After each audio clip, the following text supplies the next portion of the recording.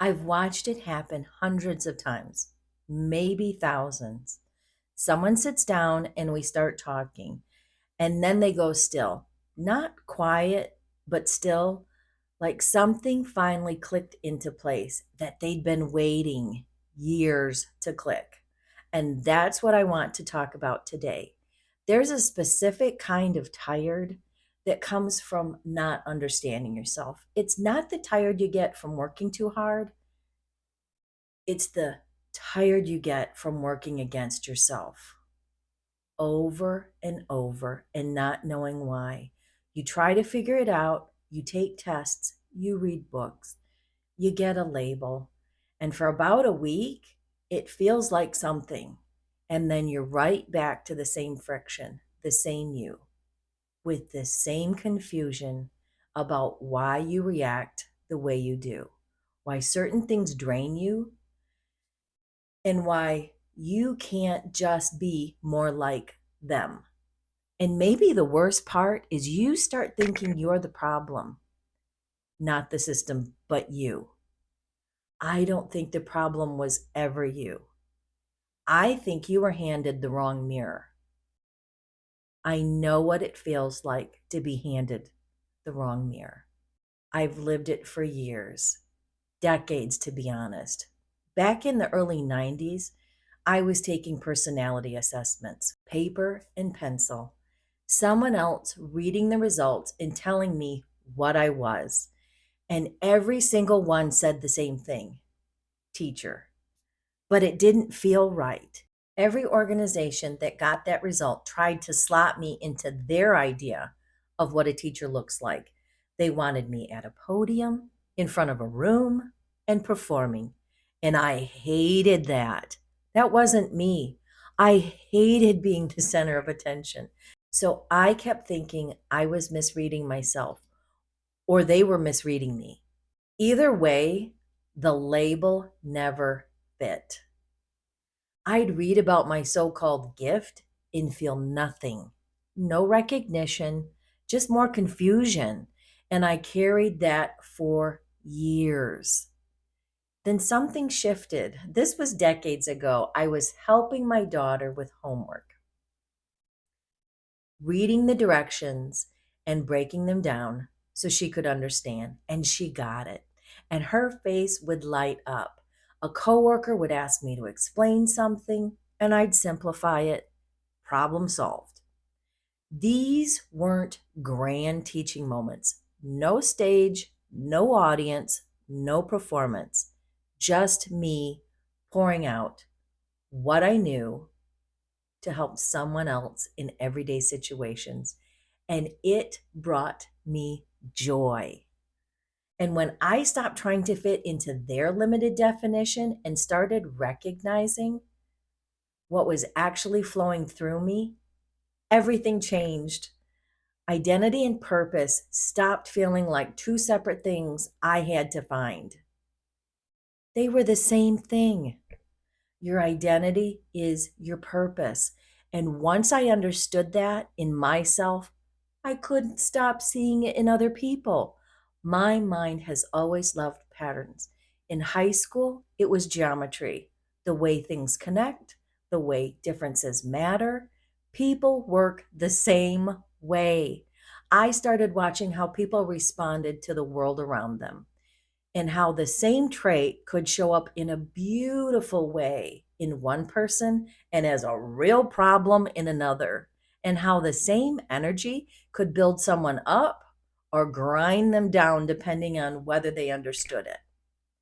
I thought everyone saw people this way. I really did. It seemed obvious to me.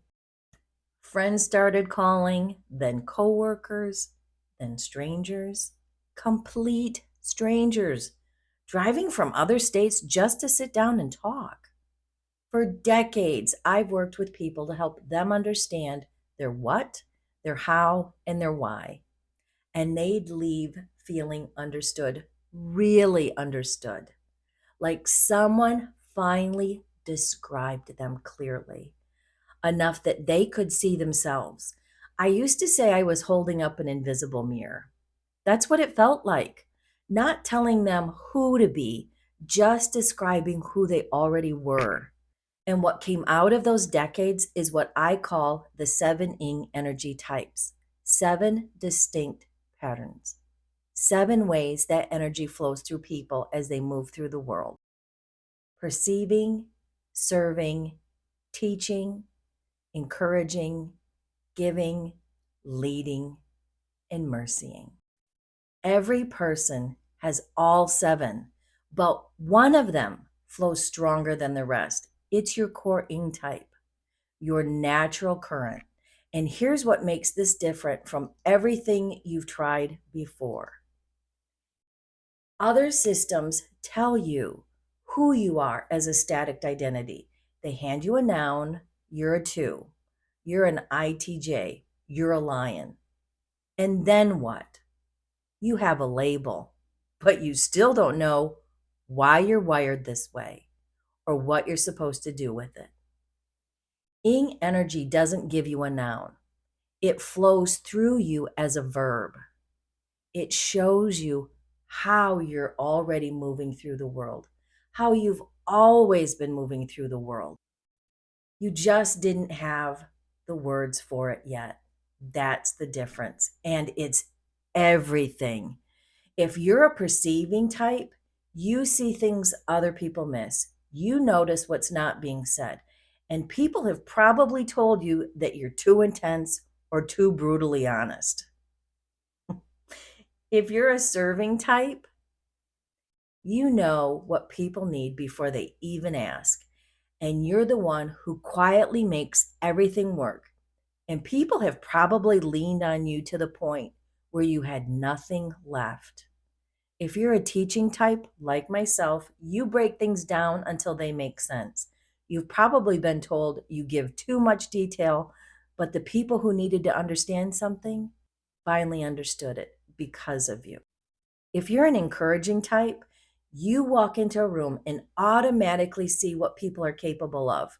You've probably been called too optimistic, but you've also watched people become who they needed to be because you refuse to stop believing in them. If you're a giving type, you're always thinking about resources and the people who need them. You've probably been called too generous or too private at the same time because your giving is strategic and your trust is hard to earn. If you're a leading type, you see the path forward before anyone else does. And you've probably been told to slow down or stop trying to run everything. But when you weren't in charge, things stayed stuck. If you're a mercying type, you feel what other people feel before they say a word. And you've probably been told you're too sensitive. But you're the one people call when something is actually wrong. That stillness I mentioned at the beginning, the one I've watched happen hundreds of times, it happens the moment someone recognizes themselves. Not a label, themselves. It's not excitement, it's not relief exactly. It's more like exhaling something you've been holding for years. People who've carried shame about the way they're wired finally have a name for it that doesn't sound like a flaw. People who've spent years apologizing for how they naturally show up finally understand it's not something to fix, it's something to understand and develop. That's when they come alive. And that's what I've spent decades watching. And that's why I've built this. If you don't know your energy type yet, start there. Your results come straight to your inbox with an explanation of your type. Take it before you take another personality test that leaves you more confused than when you started. And if this landed for you today, subscribe. I'm building this one video at a time, and I don't want you to miss what's coming next.